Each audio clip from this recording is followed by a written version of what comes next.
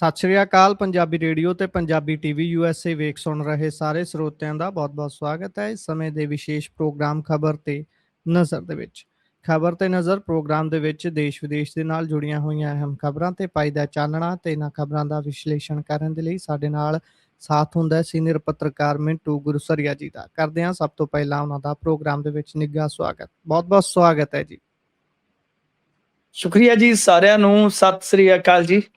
ਸਤਿ ਸ਼੍ਰੀ ਅਕਾਲ ਜੀ। ਅੱਜ ਦੇ ਪ੍ਰੋਗਰਾਮ ਦੇ ਸਪਾਂਸਰਸ ਦਾ ਸਭ ਤੋਂ ਪਹਿਲਾਂ ਧੰਨਵਾਦ ਕਰਦੇ ਚਲੀਏ। ਖਾਲਸਾ ਇੰਸ਼ੋਰੈਂਸ ਲੰਬੇ ਸਮੇਂ ਤੋਂ ਇੰਸ਼ੋਰੈਂਸ ਦੇ ਖੇਤਰ ਦੇ ਵਿੱਚ ਸੇਵਾਵਾਂ ਨਿਭਾ ਰਹੇ ਨੇ।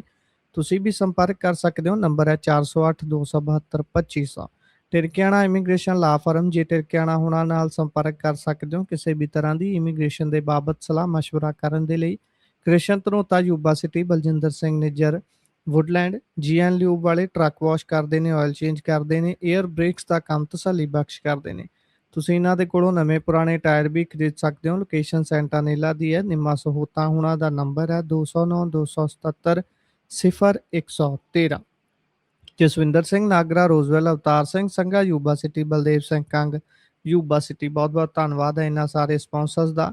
ਹੁਣ ਰੁਕ ਕਰਦੇ ਹਾਂ ਖਬਰਾਂ ਦਾ। ਮਿੰਟੂ ਜੀ ਪਾਇਓ ਚਾਨਣਾ। ਅਸੀਂ ਵੋਟਾਂ ਵਾਲਾ ਦਿਨ ਤਾਂ ਦੇਖ ਲਿਆ, ਲੋਕਲ ਬਾਡੀ ਸਥਾਨਕ ਸਰਕਾਰਾਂ ਦੀਆਂ ਇਲੈਕਸ਼ਨਾਂ ਦਾ, ਤੇ ਹੁਣ ਕੱਲ ਨੂੰ ਰਿਜ਼ਲਟ ਡੇ ਹੈ। ਕੱਲ ਨੂੰ ਅੱਜ ਖਾਸੇ ਉੱਤੇ ਥੱਲੇ ਹੁੰਦੇ ਹੋਣਗੇ, ਕਈਆਂ ਦੇ ਬੀਪੀ ਤੇ ਰਹਿੰਦੇ ਖੁੰਦੇ ਕੱਲ ਨੂੰ ਹੋ ਜਾਣੇ ਨੇ, ਕਿਉਂਕਿ ਕਿਸਮਤ ਉਹ ਜਿੱਦਾਂ ਗੁਰਨਾਮ ਭੁੱਲਰ ਦੇ ਗੀਤ ਵਾਂਗੂ ਵੀ ਕਿਸਮਤ ਚੰਦਰੀ ਬੰਦ ਪਈ ਹੈ ਵਿੱਚ ਸੰਦੂਕਾਂ ਦੇ। ਸੰਦੂਕ ਖੁੱਲਣੇ ਨੇ ਕੱਲ ਨੂੰ। ਪਾਇਓ ਜ਼ਰਾ ਚਾਨਣਾ। ਅਮਨ ਅਮਾਨ ਨਾਲ ਕੰਮ ਨਿਬੜ ਜੂ ਕੱਲ ਨੂੰ ਜੀ। ਲਾਸਟ ਗੱਲ ਤੁਹਾਡੀ ਬਹੁਤ ਇੱਕ ਕਹਿ ਲਓ ਕਿ ਆਪਣੇ ਆਪ ਦੇ ਵਿੱਚ ਚਿੰਤਾ ਮੰਗਦੀ ਹੈ ਕਿ ਜੇ ਇਹਦੇ ਤੇ ਚਿੰਤਾ ਕਰੀਏ, ਚਿੰਤਨ ਕਰੀਏ ਤਾਂ ਬਿਹਤਰ ਹੋਏਗਾ। ਖੈਰ ਉਧਰ ਵੀ ਆਉਨੇ ਆ। ਦੇਖੋ ਬਿਲਕੁਲ ਤੁਹਾਡੀ ਗੱਲ ਦਰੁਸਤ ਹੈ ਕਿ 7555 ਉਮੀਦਵਾਰ, ਉਹਨਾਂ ਦੀ ਲੱਕ, ਉਹਨਾਂ ਦੀ ਕਿਸਮਤ ਬੰਦ ਹੈ। ਬੈਲਟ ਬਾਕਸ ਦੇ ਵਿੱਚ ਜਦੋਂ ਬੈਲਟ ਖੁੱਲਣਗੇ ਤੇ ਉਸ ਤੋਂ ਬਾਅਦ ਕਿ ਭਾਈ ਪੈਲਟ ਤੇ ਫਿਰ ਕੀ ਲੱਡੂ ਜਾਏਗਾ ਜਾਂ ਫਿਰ ਪਾਣੀ ਦਾ ਘੁੱਟ ਕੇ ਪਾਣੀ ਪੀ ਲਓ ਵੀਰੇ, ਕੋਈ ਗੱਲ ਨਹੀਂ। ਇਹ ਕਿਹੜਾ ਕੁੰਭ ਦਾ ਮੇਲਾ ਜਿਹੜਾ 12 ਸਾਲ ਬਾਅਦ ਆਉਣਾ, ਫਿਰ ਲੜ ਲਿਓ ਇਲੈਕਸ਼ਨ। ਦੋ ਹੀ ਚੀਜ਼ਾਂ ਹੁੰਦੀਆਂ ਨੇ। ਤਾਂ ਇਹ ਜਿਹੜਾ ਕਾਊਂਟਿੰਗ ਦਾ ਸਮਾਂ ਹੈ ਗੁਰਪ੍ਰੀਤ, ਇਹ ਸਵੇਰੇ 8 ਵਜੇ ਤੋਂ ਸਟਾਰਟ ਹੋ ਜਾਏਗੀ ਕਾਊਂਟਿੰਗ, ਤੇ ਇਹਦੇ ਵਾਸਤੇ 12 ਤੋਂ 14 ਟੇਬਲ ਜਿਹੜੇ ਉਹ ਲਾਏ ਜਾਣਗੇ। 12 ਕੁ ਵਜੇ ਤੱਕ ਰਿਜ਼ਲਟ ਜਿਹੜੇ ਆ ਉਹ ਡਿਕਲੇਅਰ ਹੋਣੇ ਸਟਾਰਟ ਹੋ ਜਾਣਗੇ। ਤੇ ਇਹ ਤੋਂ ਇਲਾਵਾ ਇੰਟਰਸਟਿੰਗ ਗੱਲ ਹੈ ਕਿ ਜੇ NRI ਇਸ ਸਾਰੇ ਨਤੀਜੇ ਨੂੰ ਕਿਤੇ ਵੇਖਣਾ ਚਾਹਣ ਤਾਂ ਜਿਹੜੀ ਇਹਨਾਂ ਦੀ ਪੰਜਾਬ ਸਟੇਟ ਇਲੈਕਸ਼ਨ ਕਮਿਸ਼ਨ ਵਾਲਿਆਂ ਦੀ ਵੈਬਸਾਈਟ ਆ, ਉਹਦੇ ਤੇ ਜਾ ਕੇ ਵੇਖ ਸਕਦੇ ਆ, ਕਿਉਂਕਿ ਇਹ ਸ਼ਾਇਦ ਪਹਿਲੀ ਵਾਰ ਆ ਕਿ ਲਾਈਵ ਨਤੀਜੇ, ਜਿਵੇਂ ਆਪਾਂ ਵਿਧਾਨ ਸਭਾ ਇਲੈਕਸ਼ਨਾਂ ਦੇ ਵਿੱਚ ਦੇਖਦੇ ਆ ਕਿ ਹਲਕਾ ਵਾਈਜ਼ ਆਈ ਜਾਂਦੇ ਆ, ਤਾਂ ਇੱਧਰ ਵੀ ਗਾਂ ਜ਼ਿਲ੍ਹਾ ਭਰ ਕੇ ਫਿਰ ਵਾਰਡ ਨੰਬਰ ਭਰ ਕੇ ਵੇਖਿਆ ਜਾ ਸਕਦਾ ਹੈ। ਤਾਂ ਕੁੱਲ ਮਿਲਾ ਕੇ ਆਪਾਂ ਇਹ ਵੀ ਇੱਕ ਸੂਚਨਾ ਜ਼ਰੂਰ ਦੇ ਦਈਏ। ਹੁਣ ਅੱਜ ਇਹ ਗੱਲ ਕਿ ਕੱਲ ਨੂੰ ਗੜਬੜ ਤੇ ਹੋ ਜਾਊ, ਇਹ ਮੇਰੇ ਖਿਆਲ ਦੇ ਨਾਲ। ਦੇਖੋ ਕਿਤੇ ਤਾਂ ਰੌਲਾ ਪਊ, ਕਿਉਂਕਿ ਬੈਲਟ ਪੇਪਰ ਹੈ ਗੁਰਪ੍ਰੀਤ। ਅਸੀਂ ਬੈਲਟ ਪੇਪਰ ਤੇ ਜਦੋਂ ਚੋਣ ਵੇਖੀ ਹੈ ਤਾਂ ਉਹਦੇ ਵਿੱਚ ਇੱਕ ਲਿਟੀਗੇਸ਼ਨ ਬਹੁਤ ਜ਼ਿਆਦਾ ਨਿਕਲਦੀ ਹੈ, ਕਿਉਂਕਿ ਜਿਹੜੀਆਂ ਵੋਟਾਂ ਰੱਦ ਹੁੰਦੀਆਂ ਨੇ ਉਹਨਾਂ ਨੂੰ ਲੈ ਕੇ ਰੌਲਾ ਪੈਂਦਾ ਤੇ ਫਿਰ ਉਸ ਤੋਂ ਬਾਅਦ ਕੋਰਟ 'ਚ ਚੈਲੰਜ ਹੋ ਜਾਂਦਾ ਹੈ। ਤੁਹਾਨੂੰ ਯਾਦ ਹੋਣਾ ਪੰਚਾਇਤੀ ਚੋਣਾਂ ਵੀ ਬੈਲਟ ਪੇਪਰ ਤੇ ਹੁੰਦੀਆਂ, ਤੇ ਇਸ ਵਾਰ ਕਿੰਨੇ ਰਿਜ਼ਲਟ ਜਿਹੜੇ ਬਦਲ ਗਏ ਕੋਰਟ ਦੇ ਵਿੱਚ ਜਾ ਕੇ, ਯਾਦ ਹੈ ਤੁਹਾਨੂੰ, ਰੀਕਾਊਂਟਿੰਗ 'ਚ। ਤਾਂ ਦੂਜਾ ਹੈ ਕਿ ਇਹ ਜਿਹੜੀ ਕਾਊਂਟਿੰਗ ਹੁੰਦੀ ਹੈ ਲਮੇਰੀ ਬਹੁਤ ਹੋ ਜਾਂਦੀ ਆ, ਯਾਨੀ ਜਿੱਥੇ ਰੀਕਾਊਂਟ ਕਰਨਾ ਹੋਇਆ ਵੋਟਾਂ ਨੂੰ ਤਾਂ ਫਿਰ ਉੱਥੇ ਮੰਨ ਲਓ ਜਾਂ ਜਿੱਥੇ ਕਲੋਜ਼ ਫਾਈਟ ਹੈ ਬਹੁਤ ਲੰਬੀ ਚਲੇ ਜਾਂਦੀ ਹੈ। ਹੋ ਸਕਦਾ ਅਗਲੇ ਦਿਨ 'ਚ ਇਹ ਨਤੀਜੇ ਐਂਟਰ ਕਰ ਜਾਣ, ਐਸਾ ਮੇਰਾ ਮੰਨਣਾ ਹੈ। ਹੋ ਸਕਦਾ ਹੈ ਕਿ ਸ਼ਾਮ ਤੱਕ, ਰਾਤ ਤੱਕ ਸਭ ਕੁਝ ਕਲੀਅਰ ਹੋ ਜਾਵੇ। ਹੋ ਸਕਦਾ ਕਿ ਕੁਝ ਕਾਊਂਟਿੰਗ ਸੈਂਟਰਾਂ ਦੇ ਵਿੱਚ ਕਾਊਂਟਿੰਗ ਜਿਹੜੀ ਆ ਉਹ ਮੁਰੇ ਜਾ ਵੜੇ। ਤਾਂ ਇੱਧਰ ਗਰਮੀ ਵੀ ਕਹਿਰ ਦੀ ਆ। ਤੁਸੀਂ ਵੇਖੋ, ਮੈਂ ਤਾਂ ਕਹਿੰਦਾ ਧੰਨ ਆ ਬਈ ਟੀਚਰ ਤੇ ਧੰਨ ਆ ਇਹ ਜਿਹੜਾ ਸਟਾਫ ਆ। ਅਸੀਂ ਗਾਲਾਂ ਕੱਢਦੇ ਕਰਮਚਾਰੀਆਂ ਨੂੰ, ਨਿੰਦਦੇ ਭੰਡਦੇ ਬਥੇਰਾ ਕੁਛ, ਧੰਨ ਆ ਪੁਲਿਸ ਵਾਲੇ। ਇੰਨੀ ਗਰਮੀ, ਤੁਸੀਂ ਪੰਜਾਬ 'ਚ ਰਹਿੰਦੇ ਹੋ ਤੇ ਤੁਹਾਨੂੰ ਪਤਾ ਹੀ ਆ। ਹਾਲੇ ਤੁਹਾਡਾ ਥੋੜਾ ਫਰਕ ਹੈ, ਜੇ ਮਾਲਵੇ 'ਚ ਆ ਜਾਓਗੇ ਤਾਂ ਗਰਮੀ ਕਹਿਰ ਦੀ ਆ ਟਿੱਬਿਆਂ ਦੀ ਗਰਮੀ। ਤਾਂ ਇਸ ਗਰਮੀ ਦੇ ਵਿੱਚ ਕਾਊਂਟਿੰਗ ਵੀ ਇੱਕ ਚੈਲੰਜ ਹੈ। ਹੁਣ ਇਹ ਤੋਂ ਇਲਾਵਾ ਜੇ ਆਪਾਂ ਵੇਖੀਏ, ਬਿਲਕੁਲ ਤੁਹਾਡੀ ਗੱਲ ਜਿਹੜੀ ਆ ਵਜ੍ਹਾ ਹੈ, ਤੁਹਾਡੀ ਗੱਲ ਦੇ ਵਿੱਚ ਵਜ਼ਨ ਆ ਕਿ ਖੜਕਾ ਦੜਕਾ ਹੋ ਜੂ ਨਹੀਂ, ਤੇਰੇ ਪਿੱਛੇ ਖੜਕਾ ਦੜਕਾ ਹੋ ਜੂ। ਇਹ ਵੋਟ ਪਿੱਛੇ ਖੜਕਾ ਦੜਕਾ ਕੱਲ ਨੂੰ ਹੋ ਸਕਦਾ ਹੈ। ਕੁਝ ਕਾਊਂਟਿੰਗ ਸੈਂਟਰਾਂ ਦੀ ਸਾਡੇ ਕੋਲ ਹੈ ਇਨਫੋਰਮੇਸ਼ਨ ਇਸ ਤਰ੍ਹਾਂ ਦੀ ਕਿ ਜਿਨ੍ਹਾਂ ਨੂੰ ਅਲਰਟ ਤੇ ਰੱਖਿਆ ਗਿਆ ਹੈ ਪ੍ਰਸ਼ਾਸਨ ਵੱਲੋਂ। ਪ੍ਰਸ਼ਾਸਨ ਮਤਲਬ ਕਿ ਜਿਵੇਂ ਆਪਣੇ ਐਸਟੀਐਮ ਹੁੰਦੇ ਆ, ਸਬ ਡਿਵੀਜ਼ਨਲ ਮੈਜਿਸਟ੍ਰੇਟ ਆ ਗਏ ਜਾਂ ਹੋਰ ਡੀਐਮ ਆ ਗਏ, ਯਾਨੀ ਡੀਸੀ ਆ ਗਏ, ਤਾਂ ਇਸ ਤਰ੍ਹਾਂ ਤਾਲਮੇਲ ਬਣਦਾ। ਤਾਂ ਕੁਝ ਥਾਵਾਂ ਤੇ ਇਹ ਅਲਰਟ ਹੈ ਕਿ ਵਾਧੂ ਨਫਰੀ ਜਿਹੜੀ ਆ ਉੱਥੇ ਲਾਈ ਜਾਵੇ, ਜਿੱਦਾਂ ਸਾਡੇ ਸ਼ਹਿਰ 'ਚ ਹੀ ਲਾ ਲਓ, ਇੱਥੇ ਵੀ ਇੱਕ ਤਰ੍ਹਾਂ ਨਾਲ ਇਮਕਾਨ ਹੈ। ਸੋ ਦੇਖਣਾ ਹੋਏਗਾ ਕਿ ਕੱਲ ਨੂੰ ਜਿਹੜੀ ਚੋਣ ਆ ਉਹ ਤੇ ਲਹੂ ਵੀਟਵੀਂ ਚੋਣ ਸੀ, ਆਪਾਂ ਨੂੰ ਸਾਰਿਆਂ ਨੂੰ ਪਤਾ ਕਿ ਬਹੁਤ ਪੱਗਾਂ ਉਛਲੀਆਂ, ਬਹੁਤ ਸਿਰ ਪਾਟੇ। ਤਾਂ ਕੀ ਕੱਲ ਨੂੰ ਵੀ ਗੜਬੜ ਹੋ ਸਕਦੀ ਹੈ? ਚਲੋ ਖੁਸ਼ੀਆਂ ਦੇ ਵਿੱਚ ਭੰਗੜੇ ਪੈਣੇ, ਡੀਜ਼ੇ ਚੱਲਣੇ, ਦਾਰੂ ਸ਼ਾਰੂ, ਮੁਰਗਾ ਸ਼ੁਰਗਾ, ਇਹ ਤੇ ਚੱਲਦਾ ਹੈ, ਠੀਕ ਆ, ਪਰ ਡਾਂਗ ਸੋਟਾ ਚੱਲੇ ਇਹ ਗਲਤ ਆ। ਤਾਂ ਕੀ ਡਾਂਗ ਸੋਟਾ ਕੱਲ ਨਹੀਂ ਚੱਲੇਗਾ? ਅਮਨ ਅਮਾਨ ਦੇ ਨਾਲ ਸਾਰੀ ਇਹ ਕਾਊਂਟਿੰਗ ਦੀ ਪ੍ਰਕਿਰਿਆ ਜਿਹੜੀ ਉਹ ਨੇਪਰੇ ਚੜ ਜਾਏਗੀ? ਇਹ ਇੱਕ ਵੱਡਾ ਸਵਾਲ ਹੈ। ਤੁਸੀਂ ਮੇਰੇ ਤੱਕ ਸਵਾਲ ਛੱਡਿਆ ਸੀ, ਇਹ ਸਵਾਲ ਮੈਂ ਵਕਤ ਤੇ ਛੱਡਦਾ, ਪਰ ਮੇਰੀ ਜਾਣਕਾਰੀ ਦੇ ਮੁਤਾਬਕ ਕੁਝ ਸੰਵੇਦਨਸ਼ੀਲ ਬੂਥ ਜਿਵੇਂ ਹੁੰਦੇ ਆ, ਉਵੇਂ ਕਾਊਂਟਿੰਗ ਸੈਂਟਰ ਵੀ ਸੰਵੇਦਨਸ਼ੀਲ ਸਮਝੇ ਜਾਂਦੇ, ਹੈਗੇ ਆ, ਉਹਨਾਂ ਤੇ ਨਿਗਾਹ ਹੈਗੀ ਆ। ਜੀ, ਸੋ ਇਸ ਤੋਂ ਅੱਗੇ ਜੇਕਰ ਆਪਾਂ ਵਧੀਏ ਤਾਂ ਅੱਜ ਪੰਜਾਬ ਭਾਜਪਾ ਦੇ ਵਿੱਚ ਫੇਰ ਬਦਲ ਦੇਖਣ ਨੂੰ ਮਿਲਿਆ, ਨਵਾਂ ਪ੍ਰਧਾਨ ਮਿਲਿਆ ਹੈ ਪੰਜਾਬ ਨੂੰ, ਭਾਜਪਾ ਨੂੰ। ਤੇ ਇਹ ਸਾਰਾ ਕਿਉਂ ਹੋਇਆ ਅਚਾਨਕ? 2027 ਤੋਂ ਪਹਿਲਾਂ ਇਸ ਨੂੰ ਤਿਆਰੀ ਮੰਨੀਆਂ ਜਾਂ ਫਿਰ ਕੁਝ ਹੋਰ ਮਿੱਥ ਕੇ? ਤੇ ਜਿਹੜੇ ਜਾਖੜ ਸਾਹਿਬ ਨੇ ਉਹਨਾਂ ਨੂੰ ਪਾਸੇ ਕਰਨ ਦਾ ਕੀ ਕਾਰਨ ਹੈ? ਹਾਲਾਂਕਿ ਹੈਗੇ ਤਾਂ ਉਹ ਵੀ ਕਾਰਜਕਾਰੀ ਹੀ ਸੀ ਸ਼ਾਇਦ। ਨਹੀਂ ਦੇਖੋ, ਹਾਂ ਬਿਲਕੁਲ ਉਹਨਾਂ ਨੇ ਅਸਤੀਫਾ ਦੇ ਦਿੱਤਾ ਸੀਗਾ ਨਾ, ਤੇ ਇਸ ਤੋਂ ਇਲਾਵਾ ਤੁਸੀਂ ਦੇਖੋ ਕਿ ਕਾਰਜਕਾਰੀ ਜਿਹੜੇ ਆ ਉਹ ਅਸ਼ਵਨੀ ਸ਼ਰਮਾ ਜੀ ਸੀਗੇ, ਇਹ ਪ੍ਰਧਾਨ ਸੀਗੇ ਜਿਹੜੇ, ਕਿਉਂਕਿ ਪਹਿਲੇ ਪ੍ਰਧਾਨ ਬਲਦੇਵ ਪ੍ਰਕਾਸ਼ ਸੀਗੇ ਜੀ ਇਹਨਾਂ ਦੇ, ਤੇ ਲਾਸਟ ਪ੍ਰਧਾਨ ਜਿਹੜੇ ਪੱਕੇ ਸੀ ਉਹ ਸੁਨੀਲ ਜਾਖੜ ਹੀ ਸੀਗੇ, 16ਵੇਂ ਸੀਗੇ ਜਿਹੜੇ।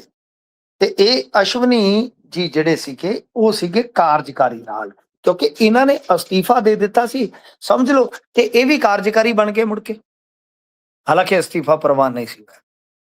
ਤਾਂ ਕਹਿਣ ਦਾ ਭਾਵ ਇਹ ਆ ਕਿ ਦੇਖੋ, ਸਵਾਲ ਤੁਹਾਡਾ ਜਿਹੜਾ ਹੈ ਉਹਦੇ ਵਿੱਚ ਅੱਗੇ ਕਈ ਸਵਾਲ ਹੈ। ਪਹਿਲੀ ਗੱਲ, ਮੈਂ ਕੇਵਲ ਸਿੰਘ ਢਿੱਲੋਂ ਦੀ ਗੱਲ ਕਰਾਂ ਜੇ, ਇਹ ਮਾਲਵੇ ਤੋਂ ਆਉਂਦੇ ਆ, ਪੈਸਾ ਧੇਲਾ ਚੰਗਾ ਹੈ, ਰਸੂਖ ਹੈ, ਕੈਪਟਨ ਅਮਰਿੰਦਰ ਸਿੰਘ ਦੀ ਰਾਜਨੀਤਿਕ ਜ਼ਮੀਨ ਦੀ ਪਨੀਰੀ ਨੇ, ਸਮਾਜ ਸੇਵੀ ਰਹੇ ਆ, 2 ਇਲੈਕਸ਼ਨ ਜਿੱਤੇ ਆ, 7 ਤੇ 12, ਪਰ ਉਦੋਂ ਕਾਂਗਰਸ ਨੂੰ ਹੋਈਆਂ ਸਨ ਹਾਰਾਂ, ਫਿਰ 17 ਹਾਰ ਗਏ, ਫਿਰ 22 ਚ ਟਿਕਟ ਨਹੀਂ ਮਿਲੀ, ਚਲੇ ਗਏ, ਸੰਗਰੂਰ ਜ਼ਿਮਨੀ ਚੋਣ ਹਾਰ ਗਏ, ਫਿਰ ਬਰਨਾਲਾ ਹਾਰ ਗਏ, ਫਿਰ ਬਰਨਾਲਾ ਹਾਰ ਗਏ।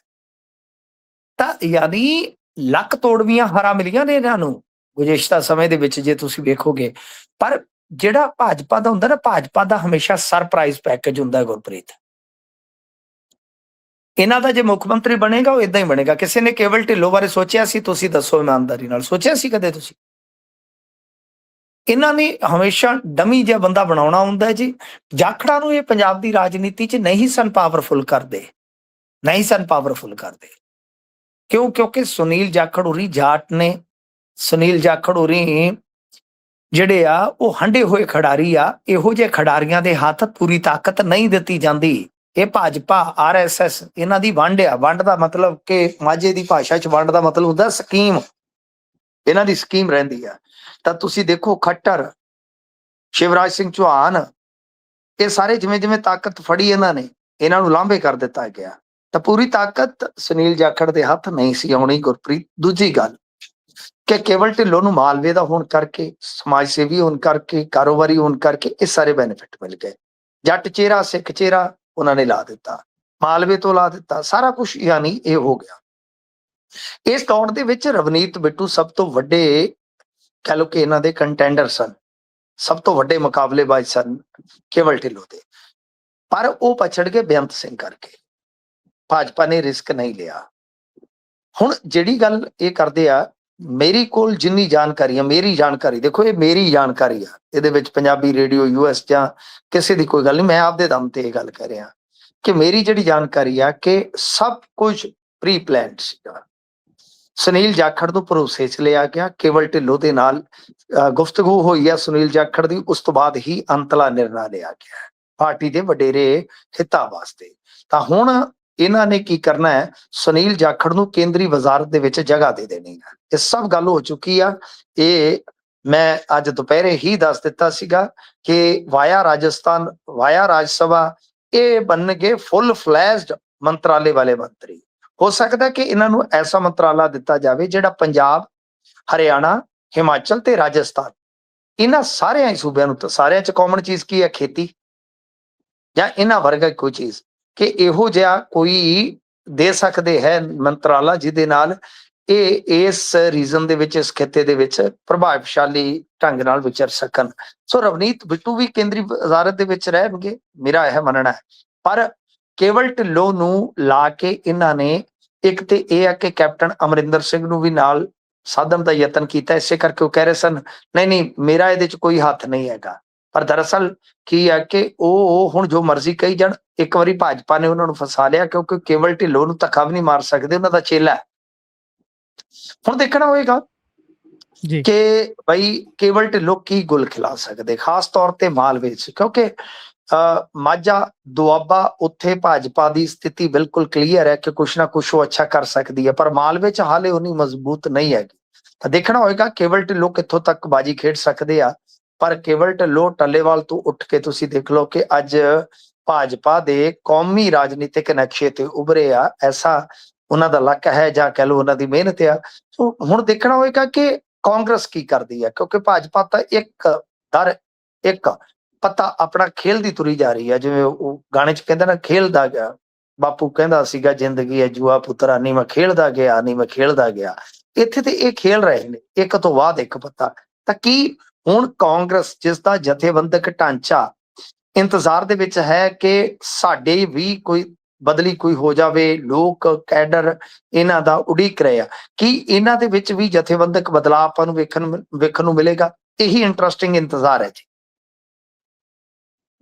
ਜੀ ਬਿਲਕੁਲ, ਭਾਜਪਾ ਨੇ ਤਾਂ ਆਪਣਾ ਜਿਹੜਾ ਘੋੜੇ ਬਦਲ ਲਏ ਨੇ ਜੰਗ ਤੋਂ ਪਹਿਲਾਂ, ਤੇ ਹੁਣ ਕਾਂਗਰਸ ਨੇ ਵੀ ਕਹਿੰਦੇ ਮੀਟਿੰਗ ਸੱਦੀ ਹੋਈ ਹੈ, ਉੱਥੇ ਵੀ ਘੋੜਾ ਬਦਲਿਆ ਜਾਂਦਾ ਹੈ ਜਾਂ ਨਹੀਂ, ਇਹ ਦੇਖਣ ਵਾਲੀ ਗੱਲ ਹੋਊਗੀ। ਕਿਉਂਕਿ 2027 ਨੂੰ ਐਂ ਹੀ ਮੰਨ ਕੇ ਚੱਲ ਰਹੇ ਨੇ ਵੀ ਸਾਡਾ ਅਲਟੀਮੇਟ ਗੋਲ ਤਾਂ 27 ਚ ਸੱਤਾ ਹਾਸਲ ਕਰਨਾ ਹੈ, ਉਸ ਦੇ ਵਿੱਚ ਵਿਚਾਲੇ ਜੋ ਹੁੰਦਾ ਰਹੇ ਉਸ ਦੀ ਬਾਅਦ ਚੋਂ ਦੇਖੀ ਜਾਊਗੀ। ਖੈਰ, ਇਸ ਤੋਂ ਅੱਗੇ ਜੇਕਰ ਆਪਾਂ ਵਧੀਏ ਤਾਂ ਅੰਮ੍ਰਿਤਸਰ ਤੋਂ ਖਬਰ ਆਉਂਦੀ ਹੈ ਅੱਜ।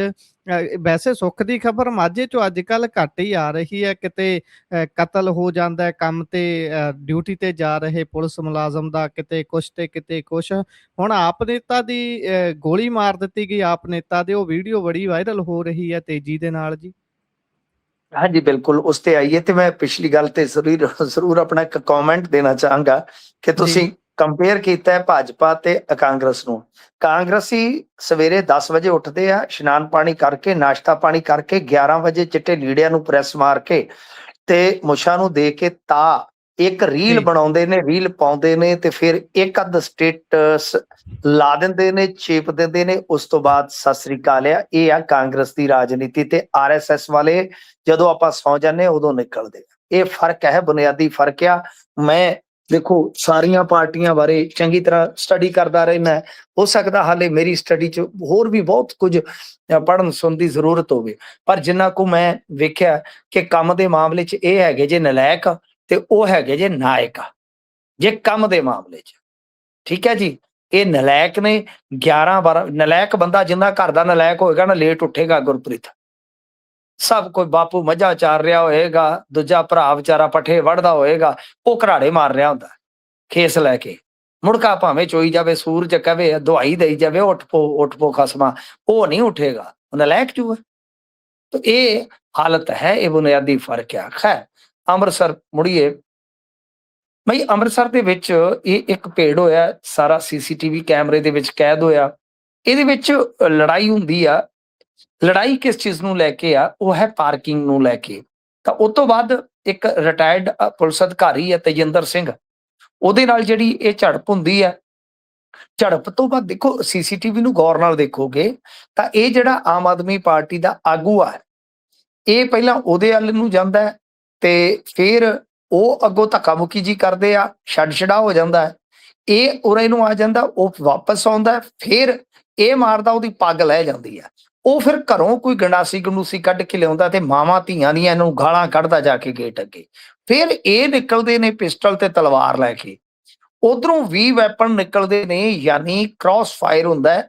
ਇੱਕ ਉਧਰੋਂ ਤੇ ਇੱਕ ਆਮ ਆਦਮੀ ਪਾਰਟੀ ਦਾ ਜਿਹੜਾ ਡਾਕਟਰ ਇੰਦਰਵੀਰ ਸਿੰਘ ਨਿੱਜਰ ਦਾ ਖਾਸਮ ਖਾਸ ਆ, ਜੈਪਾਲ ਸਿੰਘ ਬਾਊ, ਉਹਦੇ ਪੈਰ 'ਚ ਗੋਲੀ ਲੱਗਦੀ, ਦੋਨਾਂ ਦੇ ਪੈਰਾਂ 'ਚ ਗੋਲੀ ਲੱਗੀ ਆ, ਦੋਨੇ ਹੀ ਜ਼ਖਮੀ ਆ। ਹੋ ਸਕਦਾ ਰਾਜੀਨਾਮਾ ਹੋ ਜਾਵੇ ਕਿਉਂਕਿ 307 ਦੋਨਾਂ ਤੇ ਬਣ ਜਾਊਗੀ, ਫਿਰ ਦੋਨਾਂ ਦੀ ਸ਼ਾਮਤ ਆ ਜਾਊਗੀ, ਹੋ ਸਕਦਾ ਹੈ ਕਿ ਨਿਬੇੜਾ ਹੋ ਜਾਵੇ। ਹੁਣ ਜਿਹੜੀ ਗੱਲ ਇਹ ਆ ਕਿ ਦੇਖੋ ਗੱਲ ਪਤੇ ਦੀ, ਮੈਂ ਕਿ ਇਹਦੇ ਤੇ ਲਿਖਿਆ ਵੀ ਆ ਕਿ ਇਹ ਨਾ ਵੇਖੋ ਆਮ ਆਦਮੀ ਪਾਰਟੀ ਨੂੰ ਵੱਜੀ ਆ, ਫਲਾਣੇ ਨੂੰ ਵੱਜੀ ਆ। ਰੌਲਾ ਇਸ ਗੱਲ ਦਾ ਹੈ ਕਿ ਪੰਜਾਬ ਦੇ ਸ਼ਹਿਰਾਂ ਦੇ ਵਿੱਚ ਪਾਰਕਿੰਗ ਇੱਕ ਬਹੁਤ ਵੱਡੀ ਸਮੱਸਿਆ ਬਣ ਰਹੀ ਹੈ। ਸਮੱਸਿਆ ਜਿਹੜੀ ਬਣ ਰਹੀ ਆ ਉਹਦਾ ਮੁੱਖ ਕਾਰਨ ਇਹ ਆ ਕਿ ਪਾਰਕਿੰਗ ਸਲੋਟ ਜਿਹੜੇ ਆ ਬਹੁਤ ਘੱਟ ਨੇ, ਤੇ ਬਿਲਕੁਲ ਆਪਣੀ ਅਰਬਨ ਪਲੈਨਿੰਗ ਤੇ ਵੈਸੇ ਹੀ ਹੈ ਨਹੀਂ ਕਿ ਸ਼ਹਿਰ ਤੇ ਹੈਗੇ ਨੇ ਜਿਹੜੇ ਉਹ ਕਈ ਦਹਾਕਿਆਂ ਪੁਰਾਣੇ, ਜੀ, ਜਦੋਂ ਟਾਵਾਂ ਕੋਈ ਗੱਡਾ ਜਾਂਦਾ ਸੀ ਗੁੜ ਲੈਣ ਫਸਲ ਲੈ ਕੇ ਜਾਂ ਕੁਛ ਏਦਾਂ, ਉਦਾਂ ਮਾੜੇ ਮੋਟੇ ਸਾਈਕਲ, ਕੋਈ ਮੋਟਰ ਕਾਰ ਜਾਂ ਸਾਈਕਲ ਮੋਟਰ ਕੋਈ ਹੁੰਦਾ ਮਾੜਾ ਮੋਟਾ। ਅੱਜ ਤੁਸੀਂ ਵੇਖੋ ਬਾਈ, ਕਿਤੇ ਮੋਹਾਲੀ ਦੇ ਵਿੱਚ ਪਾਰਕਿੰਗ ਨੂੰ ਲੈ ਕੇ ਇੱਕ ਵਿਗਿਆਨਕ ਦਾ ਕਤਲ ਹੋ ਚੁੱਕਾ। ਇੱਕ ਵਾਰੀ ਮੇਰੀ ਵੀ ਲੜਾਈ ਹੋ ਚੱਲੀ ਸੀ ਇੱਕ ਬੰਦੇ ਨਾਲ, ਜੀ, ਉੱਤੇ ਖੜਾ ਹੀ ਕਵੇ ਮੇਰੀ ਪਾਰਕਿੰਗ ਹੈ, ਉੱਤੇ ਖੜਾ ਪਾਰਕਿੰਗ ਬੁੱਕ ਕਰੀ ਖੜਾ, ਪਬਲਿਕ ਪਾਰਕਿੰਗ ਉਹਦੇ ਜੀ, ਘਰ ਦੇ ਥੱਲੇ। ਤੇ ਮੈਂ ਆਖਿਆ ਬਾਊ ਜੀ ਇਹਦੀ ਰਜਿਸਟਰੀ ਲੈ ਆਓ, ਜੀ, ਮੈਂ ਆਪਦੀ ਕਾਰ ਨਹੀਂ ਪਾਰਕ ਕਰਾਂਗਾ, ਤੁਸੀਂ ਰਜਿਸਟਰੀ ਲੈ ਕੇ ਥੱਲੇ ਆ ਜਾਓ। ਉਹ ਕਹਿੰਦਾ ਤੂੰ ਹੈ ਜੀ, ਕੌਣ ਆ? ਮੈਂ ਕਿਹਾ ਦੱਸ ਤੇ ਕੁਛ ਵੀ ਨਹੀਂ ਹੈ ਨਾ ਚੀਜ਼ ਹੈ, ਆ ਜਾਓ ਥੱਲੇ ਦੱਸਦੇ ਆ। ਉੱਤੇ ਰੌਲਾ ਪਾਈ ਜਾਵੇ। ਮੈਂ ਉਹਨਾਂ ਦੀਆਂ ਬੀਬੀਆਂ ਨੂੰ ਕਿਹਾ ਕਿ ਇਹਨੂੰ ਉੱਥੇ ਘਰੇ ਰੱਖੋ, ਇਹਨੂੰ ਥੱਲੇ ਨਾ ਹੋਣ ਦਿਆ ਜੀ, ਮੁੜ ਕੇ ਮੈਨੂੰ ਉੱਤੇ ਨਹੀਂ ਜਾਣ ਦੇਣਾ। ਕਮਾਲ ਆ। ਮੈਂ ਕਿਹਾ ਪਾਰਕਿੰਗ, ਪਬਲਿਕ ਪਾਰਕਿੰਗ ਹੈ, ਤੁਸੀਂ ਨਿਸ਼ਾਨੀਆਂ ਲਾਈਆਂ ਨੇ। ਤਾਂ ਮਤਲਬ ਕਿ ਇਸ ਤਰ੍ਹਾਂ ਦੀ ਸਿਚੁਏਸ਼ਨ ਹੈ ਵੱਡੇ ਸ਼ਹਿਰਾਂ 'ਚ। ਬਿਲਕੁਲ, ਇਹ ਮੇਰੇ ਨਾਲ ਹੋਇਆ, ਆਪ ਬੀਤਿਆ ਹਾਦਸਾ ਹੈ ਵੀ ਪਬਲਿਕ ਪਾਰਕਿੰਗਾਂ ਤੇ ਵੀ ਨਿਸ਼ਾਨ ਲੱਗੇ ਆ ਕਿ ਆ ਮੇਰੀ ਪਾਰਕਿੰਗ ਆ, ਮੇਰੀ ਪਾਰਕਿੰਗ ਆ। ਸਕੂਟੀ ਟੇਢੀ ਕਰਕੇ ਲਾ ਜਾਂਦੇ ਨੇ। ਬਿਲਕੁਲ, ਇਹ ਵੱਡੇ ਸ਼ਹਿਰਾਂ ਦੀ ਸਮੱਸਿਆ। ਸਾਨੂੰ ਇਹ ਸਮੱਸਿਆ ਦੀ ਗੱਲ ਕਰਨੀ ਚਾਹੀਦੀ ਆ ਕਿ ਗੱਡੀ ਪਾਰਕ ਕਰਨ ਤੋਂ ਇਹ ਲੜੇ ਨੇ, ਲੜਦੇ ਲੜਦੇ ਗੁਆਂਢੀ ਸੀਗੇ। ਕਈ ਵਾਰ ਕੀ ਹੁੰਦਾ ਕਿ ਪਹਿਲਾਂ ਵੀ ਕੋਈ ਮਾੜੀ ਮੋਟੀ ਨੋਕ ਝੋਕ ਹੋਈ ਹੁੰਦੀ ਆ ਤੇ ਇੱਥੋਂ ਤੱਕ ਚਲਾ ਗਿਆ। ਸੋ ਸਾਡੇ ਸ਼ਹਿਰਾਂ ਦੀ ਕੋਈ ਵਿਉਂਤਬੰਦੀ ਨਹੀਂ ਹੈਗੀ, ਕੋਈ ਨਿਕਾਸੀ ਲਈ ਕੋਈ ਲੈਵਲ ਨਹੀਂ ਹੈ, ਕੋਈ ਲੈਣਾ ਨਹੀਂ, ਕੋਈ ਦੇਣਾ ਨਹੀਂ ਹੈ। ਪਰ ਆ ਤੁਸੀਂ ਵੇਖ ਲਓ ਸ਼ਹਿਰਾਂ ਦਾ ਇਲੈਕਸ਼ਨ ਆ, ਕਿੱਥੇ ਕੋਈ ਪਾਰਕਿੰਗ ਦੀ ਕੋਈ ਗੱਲ ਕਰਦਾ ਪਿਆ? ਬਿਲਕੁਲ, ਬਿਲਕੁਲ। ਕਿਸੇ ਦੇ ਏਜੰਡੇ ਤੇ ਵੀ ਇਹ ਗੱਲ ਹੈ ਨਹੀਂ ਵੀ ਭਾਈ ਪਾਰਕਿੰਗ। ਕਈ ਵਾਰੀ ਹੁੰਦਾ ਜਦੋਂ ਬੰਦਾ ਘਰੋਂ ਗੱਡੀ ਲੈ ਕੇ ਨਿਕਲਦਾ, ਉਹ 10 ਵਾਰੀ ਸੋਚਦਾ ਵੀ ਫਲਾਣੇ ਬਾਜ਼ਾਰ ਦੇ ਵਿੱਚ ਜੇ ਘਰਦਿਆਂ ਦੇ ਨਾਲ ਸ਼ਾਪਿੰਗ ਕਰਨ ਜਾਣੀ ਆ, ਉੱਥੇ ਗੱਡੀ ਲਾਉਣ ਦਾ ਪ੍ਰਬੰਧ ਕਿਹੋ ਜਿਹਾ। ਇਹ ਘਰੋਂ ਨਿਕਲਦਿਆਂ ਹੀ ਸੋਚਣਾ ਪੈਂਦਾ। ਫਿਰ ਕਈ ਵਾਰੀ ਬਿਲਕੁਲ ਇੱਕ ਅੱਧਾ ਬੰਦਾ ਗੱਡੀ 'ਚ ਰਹਿੰਦਾ, ਕੁਝ ਲੋਕ ਜਾਂਦੇ ਨੇ ਸਮਾਨ ਦੀ ਖਰੀਦਦਾਰੀ ਕਰਨ, ਤੇ ਉਨਾ ਚਿਰ ਫਿਕਰ ਹੀ ਪਿਆ ਰਹਿੰਦਾ ਵੀ ਭਾਈ ਹੁਣ ਗੱਡੀ ਜੇ ਇੱਥੇ ਪੁਲਿਸ ਆ ਜੇ, ਇੱਥੇ ਪੁਲਿਸ ਆ ਜੇ, ਇੱਥੇ ਚਲਾਨ ਹੋ ਜਾਣਾ, ਗੱਡੀ ਲਾਉਣੀ ਕਿੱਥੇ ਹੈ। ਬਿਲਕੁਲ, ਇਹ ਬਹੁਤ ਬਿਲਕੁਲ ਗੰਭੀਰ ਵਿਸ਼ਾ ਹੈ, ਇਸ ਤੇ ਧਿਆਨ ਚਲਾ ਦੇਣ ਦੀ ਚਲਾ ਲੋੜ ਹੈ। ਚਲਾਨ ਵੀ ਹੈ, ਇਹ ਬਿਜ਼ਨਸ ਵੀ ਬਣ ਗਿਆ। ਬਠਿੰਡੇ ਦੇ ਵਿੱਚ ਇੱਕ ਪਾਰਕਿੰਗ ਹੈ ਜਿਹੜੀ ਪਬਲਿਕ ਮਤਲਬ ਕਿ ਬਣੀ ਤਾਂ ਉਸ ਪੈਸੇ ਨਾਲ ਹੀ ਹੈ ਸ਼ਾਇਦ, ਜਿਹੜੀ ਗਾਂ ਨਿੱਜੀ ਠੇਕੇਦਾਰ ਨੂੰ ਦਿੱਤੀ ਹੈ। ਉਹ ਗੱਡੀਆਂ ਚੁੱਕ ਕੇ ਹਾਂਜੀ, ਲੈ ਜਾਂਦੇ ਨੇ। ਬਿਲਕੁਲ, ਬਿਲਕੁਲ। ਉੱਥੇ ਬਹੁਤ ਵੀਡੀਓ ਆਉਂਦੀਆਂ ਨੇ, ਬਠਿੰਡੇ ਦੀਆਂ ਤਾਂ ਖਾਸੀਆਂ ਵੀਡੀਓ ਵਾਇਰਲ ਹੁੰਦੀਆਂ ਰਹਿੰਦੀਆਂ ਨੇ। ਅਗਲੇ ਕਹਿੰਦੇ ਨੇ ਭਾਈ ਵੀ ਸਾਡੀ ਤਾਂ ਬਿਲਕੁਲ ਸੇਫ ਜਗ੍ਹਾ ਤੇ ਖੜੀ ਹੈ, ਇੱਥੇ ਤਾਂ ਟ੍ਰੈਫਿਕ ਨੂੰ ਵੀ ਨਹੀਂ ਰੋਕ ਰਹੀ, ਤੁਸੀਂ ਫੇਰ ਵੀ ਚੱਕ ਕੇ ਲੈ ਚੱਲੇ ਹੋ। ਪਰ ਹੁਣ ਪ੍ਰਾਈਵੇਟ ਠੇਕੇਦਾਰ ਨੂੰ ਕੌਣ ਕੀ ਕਹੇ। ਜੀ ਖੈਰ, ਇਸ ਤੋਂ ਅੱਗੇ ਵਧੀਏ, ਡੀਆਈਜੀ ਭੁੱਲਰ ਹੋਣਾ ਦੀ ਗੱਲ ਕਰਦੇ ਹਾਂ। ਇਹ ਮਾਮਲਾ ਕਦੀ ਤੇਜ਼ ਹੋ ਜਾਂਦਾ ਹੈ, ਕਦੀ ਹੌਲੀ ਹੋ ਜਾਂਦਾ ਹੈ, ਤੇ ਚੱਲੀਏ ਇਸ ਮਾਮਲੇ 'ਚ ਕੀ ਜਾਂਦਾ ਹੈ। ਵੈਸੇ ਤਾਂ ਕਹਿੰਦੇ ਵੀ ਚਿੰਤਾਵਾਂ ਖਾਸੀਆਂ ਅਫਸਰਾਂ ਦੀਆਂ ਵਧੀਆਂ ਹੋਈਆਂ ਨੇ, ਜਿਹੜੇ ਔਨ ਡਿਊਟੀ ਵੀ ਨੇ। ਇਸ ਸਭ ਦੇ ਚੱਲਦਿਆਂ 26 ਖਾਤੇ ਇਹਨਾਂ ਦੇ ਜਿਹੜੇ ਨੇ ਫ੍ਰੀਜ਼ ਕੀਤੇ ਗਏ ਨੇ।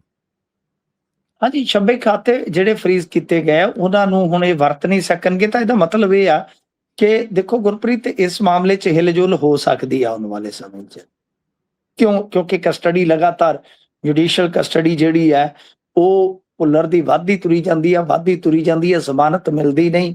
ਖਾਤੇ ਫਰੀਜ਼ ਕਰਨ ਦਾ ਮਤਲਬ ਇਹ ਹੁੰਦਾ ਹੈ ਕਿ ਜੋ ਵੀ ਲੈਣ ਦੇਣ ਹੋਇਆ ਜਾਂ ਜੋ ਵੀ ਰਕਮ ਹੈਗੀ ਆ, ਉਹ ਸਾਰਾ ਕੁਝ ਰਿਕਾਰਡ ਤੇ ਰਹੇ। ਤੇ ਦੂਜਾ ਇਹ ਕਿ ਜਿੱਥੇ ਕੋਈ ਪੈਸਾ ਪਿਆ ਹੈ ਉਸ ਨੂੰ ਨਿਕਾਸੀ ਦੇ ਰੂਪ ਦੇ ਵਿੱਚ ਕੋਈ ਕਢਵਾ ਨਾ ਸਕੇ। ਤੇ ਕ੍ਰਿਸ਼ਾਨੂ ਸ਼ਾਰਦਾ ਦਾ ਵੀ ਮੇਰੇ ਖਿਆਲ ਦੇ ਨਾਲ ਇਹੀ ਪੰਜਾ ਪੈ ਜਾਣਾ ਹੁਣ ਜਾਂਚ ਦੇ ਵਿੱਚ ਕਿ ਬਈ ਕਿੰਨਾ ਕੁਝ ਆਇਆ, ਕਿੰਨਾ ਕੁਝ ਗਿਆ। ਤਾਂ ਬਿਲਕੁਲ ਗੱਲ ਤੁਹਾਡੀ ਦਰੁਸਤ ਹੈ ਗੁਰਪ੍ਰੀਤ, ਕਿ ਹੋ ਸਕਦਾ ਕਿ ਇਨ ਫਿਊਚਰ ਇਹ ਸਮੱਸਿਆਵਾਂ ਜਿਹੜੀਆਂ ਨੇ ਉਹ ਇਹਨਾਂ ਦੀਆਂ ਵੱਧ ਜਾਣ। ਤਾਂ ਕੁਝ IPS ਜਾਂ ਕੁਝ IAS ਜਿਹੜੇ ਹੁੰਦੇ ਨੇ, ਉਹਨਾਂ ਵਾਸਤੇ ਇਹ ਸਮੱਸਿਆ ਪੈਦਾ ਹੋ ਗਈ ਆ। ਕਿਉਂਕਿ ਖਾਤੇ ਫਰੀਜ਼ ਹੋਣ ਦਾ ਮਤਲਬ ਇਹ ਆ ਕਿ ਹੋ ਸਕਦਾ ਹੈ ਕਿ ਇਸ ਮਾਮਲੇ ਦੇ ਵਿੱਚ ਈਡੀ ਇਨਵੋਲਵ ਹੋ ਜਾਵੇ ਗੁਰਪ੍ਰੀਤ, ਈਡੀ ਇਨਵੋਲਵ ਹੋ ਗਈ ਤਾਂ ਲੈਣੇ ਦੇ ਦੇਣੇ ਪੈ ਜਾਣਗੇ। ਕੁਛ ਆਪਾਂ ਅੱਗੇ ਵੀ ਦੇਖਦੇ ਪਏ ਬਿਲਡਰਸ ਜਿਹੜੇ ਆ ਉਹਨਾਂ ਨੂੰ ਤੇ ਬੁਖਾਰ ਚੜੇ ਪਏ, ਤਾਪ ਚੜੇ ਪਏ। ਪੋਸਟ ਮੈਟ੍ਰਿਕ ਸਕਾਲਰਸ਼ਿਪ ਦੇ ਵਿੱਚ ਈਡੀ ਦੀ ਐਂਟਰੀ ਹੈ। ਜੀ ਈਡੀ ਜਿਹੜੀ ਹੈ ਉਹ ਆਉਣ ਵਾਲੇ ਦਿਨਾਂ ਦੇ ਵਿੱਚ ਕੁਝ ਹੋਰ ਜਿਵੇਂ ਮਾਈਨਿੰਗ ਵਗੈਰਾ ਹੈ ਉਹਨਾਂ ਮਾਮਲਿਆਂ ਦੇ ਵਿੱਚ ਵੀ ਦਖਲ ਦੇ ਸਕਦੀ ਹੈ ਜਿਨ੍ਹਾਂ ਦੇ ਵਿੱਚ FIR ਦਰਜ ਹੈ। ਸੋ ਇਸ ਕਰਕੇ ਤਾਪ ਤੇ ਇਹਨਾਂ ਨੂੰ ਚੜਿਆ ਪਿਆ ਜੀ, ਤਾਪ ਤੇ ਚੜਿਆ ਪਿਆ, ਇਹਦੇ ਚ ਕੋਈ ਸ਼ੱਕ ਨਹੀਂ, ਕੋਈ ਦੋ ਰਾਏ ਨਹੀਂ ਹੈਗੀ ਜੀ। ਬਿਲਕੁਲ ਬਿਲਕੁਲ। ਇਸ ਤੋਂ ਅੱਗੇ ਜੇਕਰ ਆਪਾਂ ਗੱਲ ਕਰੀਏ ਬਿੱਟੂ ਹੋਣਾ ਦੀ, ਬਿੱਟੂ ਹੋਣੀ ਨਿੱਜੀ ਹੋ ਗਏ ਨੇ ਬੜਾ, ਅਰੋੜਾ ਤੇ ਹਮਲੇ ਕਰ ਰਹੇ ਨੇ। ਹਾਂਜੀ ਦੇਖੋ, ਇਹਨਾਂ ਦੇ ਖਿਲਾਫ ਮੋਰਚਾ ਖੋਲਿਆ ਸੀਗਾ ਆਮ ਆਦਮੀ ਪਾਰਟੀ ਵਾਲਿਆਂ ਨੇ, ਜੋ ਪੁਲਿਸ ਦੇ ਨਾਲ ਇਹਨਾਂ ਦੀ ਤਲਖ ਕਲਾਮੀ ਹੋਈ ਸੀਗੀ, ਪਰ ਉਸ ਤੋਂ ਬਾਅਦ ਇਹਨਾਂ ਨੇ ਅਮਨ ਅਰੋੜਾ ਨੂੰ ਤੇ ਬਿਲਕੁਲ ਜਿੱਦਾਂ ਕਹਿ ਲਈਏ ਨਾ ਕਿ ਨਿਸ਼ਾਨੇ ਤੇ ਲੈ ਲਿਆ। ਇਹ ਬੋਲ ਰਹੇ ਸਨ, ਅੱਜ ਅਮਨ ਅਰੋੜਾ ਵੀ ਕਹਿ ਰਹੇ ਸਨ ਕਿ ਬਿੱਟੂ ਜਿਸ ਤਰ੍ਹਾਂ ਪਰਸਨਲ ਹੋ ਰਹੇ ਨੇ ਇਹ ਸ਼ੋਭਾ ਨਹੀਂ ਦਿੰਦਾ, ਪਰਸਨਲ ਹੋਣਾ ਵੀ ਨਹੀਂ ਚਾਹੀਦਾ, ਪਰ ਗੱਲ ਇਹ ਆ ਕਿ ਇਸ ਵੇਲੇ ਰਵਨੀਤ ਬਿੱਟੂ ਤੇ ਸਾਰੇ ਘੇਰ ਕੱਢ ਕੇ ਬੋਲ ਰਹੇ ਆ, ਬਿਲਕੁਲ ਨਿਊਟਰਲ ਹੋ ਗਏ ਨੇ, ਕੋਈ ਬ੍ਰੇਕ ਨਹੀਂ, ਕੋਈ ਲੈਣਾ ਨਹੀਂ ਦੇਣਾ ਨਹੀਂ, ਰਿੜ ਕੇ ਵਿੱਚ ਵੱਜ ਰਹੇ ਨੇ। ਉਹਨਾਂ ਨੇ ਇਹ ਕਿਹਾ ਹੈ ਕਿ ਇਹਨਾਂ ਦੇ ਜਿਹੜੇ ਪਿਤਾ ਸਨ ਭਗਵਾਨ ਦਾਸ ਅਰੋੜਾ ਬੜੇ ਅੱਛੇ ਆਦਮੀ ਸੀ, ਕਿਉਂਕਿ ਉਹ ਵੀ ਕਾਂਗਰਸੀ ਸੀਗੇ ਨਾ, ਇਹ ਵੀ ਕਾਂਗਰਸ 'ਚ ਰਹਿ ਕੇ ਆਏ ਨੇ। ਉਹ ਕਹਿੰਦੇ ਕਿ ਬੇਸਿਕਲੀ ਕੀ ਹੈ ਕਿ ਉਹਨਾਂ ਦੀ ਟਰਾਂਸਪੋਰਟ ਦਾ ਵੀ ਕੰਮ ਸੀਗਾ ਤੇ ਅਮਨ ਅਰੋੜਾ ਦਬਾਅ ਪਾਉਂਦਾ ਸੀਗਾ ਜਦੋਂ ਇਹਦੀ ਸ਼ਾਦੀ ਹੋ ਗਈ ਉਸ ਤੋਂ ਖਾਸ ਤੌਰ ਤੇ ਬਾਅਦ ਕਿ ਟਰਾਂਸਪੋਰਟ ਮੇਰੇ ਨਾਂ ਕਰਵਾ ਜੀ ਤੇ ਟਰਾਂਸਪੋਰਟ ਮਾਂ ਦੇ ਨਾਂ ਸੀ ਤੇ ਅੱਕ ਕੇ ਫਿਰ ਭਗਵਾਨ ਦਾਸ ਅਰੋੜਾ ਨੇ ਫਰਜ਼ੀ ਦਸਤਖਤ ਕਰਕੇ ਆਪਣੀ ਪਤਨੀ ਦੇ ਤੇ ਜਿਹੜੇ ਸਾਈਨ ਫਰਜ਼ੀ ਲਾ ਕੇ ਤੇ ਟਰਾਂਸਪੋਰਟ ਰਵਨੀਤ ਬਿੱਟੂ ਦੇ ਅਨੁਸਾਰ ਕਿ ਇਹਦੇ ਨਾਮ ਕੀਤੀ, ਅਮਨ ਅਰੋੜਾ ਦੇ। ਤੇ ਅਮਨ ਅਰੋੜਾ ਇੱਥੇ ਨਹੀਂ ਖਲੋਤਾ ਕਿ ਜਿਹੜੀ ਇਹਦੀ ਭੈਣ ਸੀ, ਜਿਹੜੀ ਰਜਿੰਦਰ ਦੀਪਾ ਦੇ ਨਾਲ ਮੈਰਿਡ ਸੀ, ਕਿ ਉਹਦੇ ਘਰ ਦੇ ਵਿੱਚ ਕਬਜ਼ਾ ਕਰਨ ਚਲਾ ਗਿਆ। 2012 ਦੀ ਗੱਲ ਹੈ, ਜੂਨ ਦੀ, ਉਹਨਾਂ ਨੇ ਡੇਟ ਵੀ ਦੱਸੀ ਆ ਕਿ ਉੱਥੇ ਆਪਸ ਦੇ ਵਿੱਚ ਫਿਰ ਇਹਨਾਂ ਦਾ ਡਾਂਗ ਸੋਟਾ ਖੜਕਿਆ ਤੇ ਸਿਰ ਪਾਟੇ। ਉਹ ਕਹਿੰਦੇ ਕਿ 307 ਦਾ ਮੁਕੱਦਮਾ ਬਣ ਗਿਆ ਇਹਦੇ ਬੰਨਿਓ ਤੇ 452 ਬਣ ਗਈ ਉਹਨਾਂ ਬੰਨਿਓ, ਤੇ ਰੌਲਾ ਅਖੀਰ ਕੀ ਨਿਬੜਿਆ ਕਿ ਅਕਾਲੀ ਸਰਕਾਰ ਸੀ, ਦੀਪੇ ਦੀ ਤੇ 307 ਜਿਹੜੀ ਸੀ ਉਹ ਨਿਬੜ ਗਈ, ਇਹਨਾਂ ਦੀ 452 ਬਰਕਰਾਰ ਰਹੀ, ਤੇ ਜਿਹਦੇ ਕਰਕੇ ਸਜ਼ਾ ਜਿਹੜੀ ਆ ਅਮਨ ਅਰੋੜਾ ਨੂੰ ਹੋ ਗਈ। ਤੇ ਫਿਰ ਉਹਨਾਂ ਨੇ ਡੇਟ ਵੀ ਦੱਸੀ ਕਿ 4 ਤਰੀਕ ਜਾਂ 6ਵੇਂ ਮਹੀਨੇ ਦੀ ਹੁਣ ਫਿਰ ਇਹਨਾਂ ਦੀ ਜਿਹੜੀ ਸਜ਼ਾ ਦਾ ਸਟੇ ਆ ਉਹਦੀ ਸੁਣਵਾਈ ਹੋਣ ਜਾ ਰਹੀ ਆ। ਯਾਨੀ ਇਹ ਗੱਲ ਚੱਲੀ ਸੀ ਪੁਲਿਸ ਦੇ ਨਾਲ ਬਹਿਸ ਵੈਸੇ ਤੋਂ, ਤੇ ਹੁਣ ਚੱਲਦੀ ਘਰਾਂ ਦੀਆਂ ਦਹਲੀਜ਼ਾਂ ਪਾਰ ਕਰ ਗਈ ਆ ਗੁਰਪ੍ਰੀਤ। ਤੇ ਇਹ ਤੁਸੀਂ ਦੇਖੋ ਕਿ ਸ਼ੁਰੂਆਤ ਹੈ, ਜਿਹੜਾ ਇਹ ਪਰਸਨਲ ਬਿਆਨ ਹੈ ਨਾ ਰਵਨੀਤ ਬਿੱਟੂ ਦਾ, ਜਿਹੜਾ ਪਰਸਨਲ ਬਿਆਨ ਹੈ ਕਿ ਇਹਦੇ ਵਿੱਚ ਇੱਕ ਗੱਲ ਦਾ ਸੰਕੇਤ ਛੁਪਿਆ ਹੈ ਗੁਰਪ੍ਰੀਤ ਕਿ ਆਉਣ ਵਾਲੇ ਸਮੇਂ 'ਚ ਖਾਸ ਤੌਰ ਤੇ ਇਲੈਕਸ਼ਨ ਦੇ ਨੇੜੇ ਜਾ ਕੇ ਬੇਹੱਦ ਪਰਸਨਲ ਹੋ ਜਾਣਗੇ ਰਾਜਨੇਤਾ, ਬੇਹੱਦ ਪਰਸਨਲ। ਐਤਕੀ ਮਤਲਬ ਕਿ ਪਰਸਨਲ ਹੋਣ ਵਾਲੀ ਤੇ ਸ਼ਾਇਦ ਹੱਦ ਹੀ ਨਾ ਬਚੇ। ਸੋ ਇਸ ਕਰਕੇ ਰਵਨੀਤ ਬਿੱਟੂ ਦੇ ਬਿਆਨ ਤੋਂ ਸੰਕੇਤ ਮਿਲ ਰਹੇ ਆ, ਔਰ ਰਵਨੀਤ ਬਿੱਟੂ ਦੀਆਂ ਗੱਲਾਂ ਜਿਹੜੀਆਂ ਨੇ, ਠੀਕ ਆ, ਰਵਨੀਤ ਬਿੱਟੂ ਹਿਸਟਰੀ ਨੂੰ ਫੋਲ ਰਹੇ ਆ। ਹਿਸਟਰੀ ਬੜੀ ਕਰੂਪ ਹੁੰਦੀ ਆ, ਹਿਸਟਰੀ ਬੜੀ ਬੇਰਹਿਮ ਹੁੰਦੀ ਆ, ਬੇਕਿਰਕ ਹੁੰਦੀ ਆ।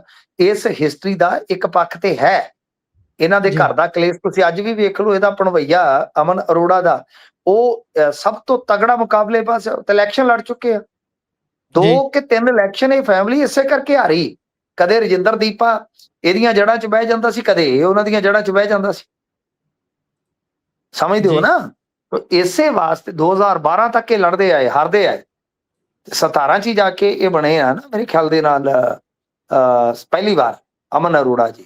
ਸੋ ਇਸ ਵਾਸਤੇ ਬਈ ਇਹਨਾਂ ਦਾ ਫੈਮਿਲੀ ਦਾ ਆਪਣਾ ਇੱਕ ਝਗੜਿਆਂ ਦਾ ਇਤਿਹਾਸ ਆ, ਪਰ ਰਵਨੀਤ ਬਿੱਟੂ ਨੇ ਗੁਰੇਜ਼ ਨਹੀਂ ਕੀਤਾ। ਸਾਡੇ ਵਰਗੇ ਅਕਸਰ ਗੁਰੇਜ਼ ਕਰਦੇ ਆ ਕਿ ਕਾਹਨੂੰ ਪਰਿਵਾਰਕ ਝਮੇਲੇ ਜਿਹੜੇ ਆ ਕਿਸੇ ਦੇ ਕਾਹਨੂੰ ਘੜੀਸ ਕੇ ਲਿਆਉਣੇ ਆ। ਜੀ ਬਿਲਕੁਲ। ਇਸ ਤੋਂ ਅੱਗੇ ਵਧੀਏ ਤਾਂ ਅਗਲੀ ਖਬਰ ਵੀ ਅਰਬਨ ਪਲੈਨਿੰਗ ਦੇ ਨਾਲ ਹੀ ਜਾ ਜੁੜਦੀ ਹੈ। ਵੈਸੇ ਇਹਨਾਂ ਚੀਜ਼ਾਂ ਦੀ ਵੀ ਬਹੁਤ ਲੋੜ ਹੈ। ਅੰਮ੍ਰਿਤਸਰ ਬਾਜ਼ਾਰ ਦੇ ਵਿੱਚ ਭਿਆਨਕ ਅੱਗ ਲੱਗ ਗਈ ਤੇ ਇਹ ਅੱਗ ਜਦੋਂ ਲੱਗਦੀ ਹੈ ਫਿਰ ਇਹ ਛੇਤੀ ਰੁਕਦੀ ਨਹੀਂ, ਗਾਂਹ ਤੋਂ ਗਾਂਹ ਤੁਰਦੀ ਜਾਂਦੀ ਹੈ। 1 ਤੋਂ 2 ਦੁਕਾਨਾਂ ਹੋ ਜਾਂਦੀਆਂ ਨੇ, 2 ਤੋਂ 10।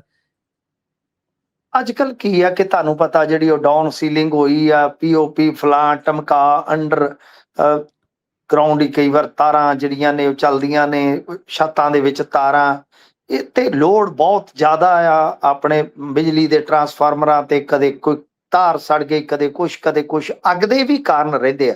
ਤੇ ਗਰਮੀ ਚ ਤੇ ਊਂ ਆ, ਸਾਡੇ ਤੇ ਆਪਾਂ ਪੰਜਾਬ ਚ ਵੇਖੀਏ ਵੀ ਸਭ ਕੁਝ ਬਰੂਦ ਬਣਿਆ ਹੁੰਦਾ, ਥੋੜੀ ਜਿਹੀ ਚੰਗਿਆਰੀ ਲੱਗੀ ਤੇ ਬਸ ਗਿਆ ਕੰਮ। ਤਾਂ ਤਗੜੀ ਅੱਗ ਲੱਗੀ ਆ ਗੁਰਪ੍ਰੀਤ, ਮੇਰੇ ਖਿਆਲ ਦੇ ਨਾਲ ਜੇ ਇਸ ਵੇਲੇ ਆਪਾਂ ਦੇਖੀਏ ਤੇ ਜਾਨੀ ਨੁਕਸਾਨ ਵੀ ਹੋ ਚੁੱਕਾ ਹੈ। ਮੈਂ ਦੇਖਿਆ ਸੀਗਾ ਤੁਹਾਡੇ ਨਾਲ ਜੋੜਨ ਤੋਂ ਥੋੜੀ ਦੇਰ ਪਹਿਲਾਂ ਕਿ ਕਾਫੀ ਅੱਗ ਭਿਆਨਕ ਹੈ ਅੰਮ੍ਰਿਤਸਰ ਦੇ ਵਿੱਚ ਗੁਰਪ੍ਰੀਤ। ਬਾਜ਼ਾਰ ਜਿਹੜਾ ਬਿਲਕੁਲ। ਹੈ ਉਹ ਕਲਪ ਰਿਹਾ, ਹੁਣ ਤੱਕ ਦੱਸਦੇ ਆ ਕਿ 20 ਤੋਂ 25 ਦੁਕਾਨਾਂ ਭਸਮ ਹੋ ਚੁੱਕੀਆਂ ਨੇ, ਤੇ ਬੜੀ ਵੱਡੀ ਗੱਲ ਆ। ਤਾਂ ਸ਼ਾਮੀ ਲੱਗੀ ਇਹ ਅੱਗ ਜਿਹੜੀ ਆ, ਉਹ ਬਾਂਸਾਂ ਵਾਲਾ ਜਿਹੜਾ ਬਾਜ਼ਾਰ ਆ ਉਹਦੇ ਵਿੱਚ ਲੱਗੀ ਆ। ਹੁਣ ਤੁਸੀਂ ਸੋਚ ਹੀ ਸਕਦੇ ਹੋ, ਇੱਕ ਬਾਂਸ ਦਾ ਜਿਹੜਾ ਕਾਰੋਬਾਰ ਕਰਨ ਵਾਲਾ ਕਾਰੋਬਾਰੀ ਸੀ, ਉਹ ਬਦਕਿਸਮਤੀ ਨਾਲ ਦਿਵਿਆਂਗ ਸੀਗਾ, ਉਹਦੇ ਤੋਂ ਨਹੀਂ ਜੀ। ਨਿਕਲਿਆ ਗਿਆ, ਉਹ ਤੇ ਜਿੰਦਾ ਹੀ ਜਲ ਗਿਆ ਨਾ। ਹੁਣ ਤੱਕ ਹੂੰ। 20 ਤੋਂ 25 ਦੁਕਾਨਾਂ ਜਿਹੜੀਆਂ ਟੋਟਲੀ ਖਾਕ ਹੋ ਗਈਆਂ ਨੇ। ਤਾਂ ਅੱਗ ਜਿਹੜੀ ਆ ਕਰੀਬ 6 ਵਜੇ ਲੱਗੀ ਸੀ, ਯਾਨੀ ਸ਼ਾਮਾਂ ਪੈ ਰਹੀਆਂ ਸੀਗੀਆਂ। ਤਾਂ ਲੋਕ ਰੋ ਰਹੇ ਆ, ਕਾਰੋਬਾਰੀ ਰੋ ਰਹੇ ਆ, ਧਾਹਾਂ ਮਾਰ ਰਹੇ ਆ। ਰਾਤ ਨੂੰ ਵੀ ਇਸ ਵੇਲੇ ਜਦੋਂ ਹੁਣ ਰਾਤ ਪੈ ਗਈ ਆ, ਤਾਂ ਟੀਮਾਂ ਜਿਹੜੀਆਂ ਲੱਗੀਆਂ ਹੋਈਆਂ ਨੇ, ਅੱਗ ਥੋੜੀ ਜੀ ਮੱਧਮ ਹੋਈ ਆ, ਪਰ ਕਾਰੋਬਾਰੀ ਬਹੁਤ ਹੀ ਜ਼ਿਆਦਾ ਕਲਪ ਰਹੇ, ਜਿਨ੍ਹਾਂ ਦਾ ਸਾਰਾ ਕੁਛ, ਜਿਨ੍ਹਾਂ ਦਾ ਜੀਵਨ ਇੱਕ ਤਰ੍ਹਾਂ ਨਾਲ ਕਹਿ ਲਓ ਕਿ ਝੁਲਸ ਗਿਆ। ਬਹੁਤ ਭਿਆਨਕ ਅੱਗ ਲੱਗੀ ਹੈ ਗੁਰਪ੍ਰੀਤ। ਤੇ ਗੱਲ ਤੁਹਾਡੀ ਬਿਲਕੁਲ ਦਰੁਸਤ ਆ ਕਿ ਜਦੋਂ ਇਸ ਤਰ੍ਹਾਂ ਦਾ ਬਾਜ਼ਾਰਾਂ ਦੇ ਵਿੱਚ ਨਜਾਇਜ਼ ਕਬਜ਼ਿਆਂ ਦਾ ਕੰਮ ਹੋਵੇ, ਰੇਹੜੀ ਫੜੀ ਲੱਗੀ ਹੋਵੇ, ਉਦੋਂ ਬਾਜ਼ਾਰਾਂ ਦੇ ਵਿੱਚ ਪਾਣੀ ਢੋਣ ਵਾਲੀਆਂ ਜਾਂ ਅੱਗ ਬੁਝਾਉਣ ਵਾਲੀਆਂ ਗੱਡੀਆਂ ਵੀ ਕਿਵੇਂ ਜਾਣਗੀਆਂ? ਇਹ ਵੀ ਇੱਕ ਬੜਾ ਵੱਡਾ ਸਵਾਲ ਆ। ਤਾਂ ਇਹ ਇੱਕ ਬਿਲਕੁਲ। ਦਿੱਕਤ ਰਹਿੰਦੀ ਆ, ਇਹ ਇੱਕ ਪਰੇਸ਼ਾਨੀ ਰਹਿੰਦੀ ਆ। ਹੁਣ ਅੱਗ ਦੇ ਕਾਰਨ ਕੀ ਆ, ਇਹ ਤੇ ਜਾਂਚ ਪੜਤਾਲ ਦਾ ਵਿਸ਼ਾ ਹੈ, ਪਰ ਤੁਹਾਡਾ ਨੁਕਤਾ ਬਹੁਤ ਪਾਇਦਾਰ ਰਿਹਾ ਕਿ ਇਹ ਵੀ ਸਾਡੀ ਜਿਹੜੀ ਟਾਊਨ ਪਲਾਨਿੰਗ ਹੁੰਦੀ ਆ, ਜਾਂ ਕਹਿ ਲਓ ਕਿ ਅਰਬਨ ਡਿਵੈਲਪਮੈਂਟ ਹੈ ਜਿਹੜੀ, ਉਹਦਾ ਹਿੱਸਾ ਹੈ ਕਿ ਅਸੀਂ ਇਹਨਾਂ ਚੀਜ਼ਾਂ ਤੇ ਧਿਆਨ ਰੱਖੀਏ।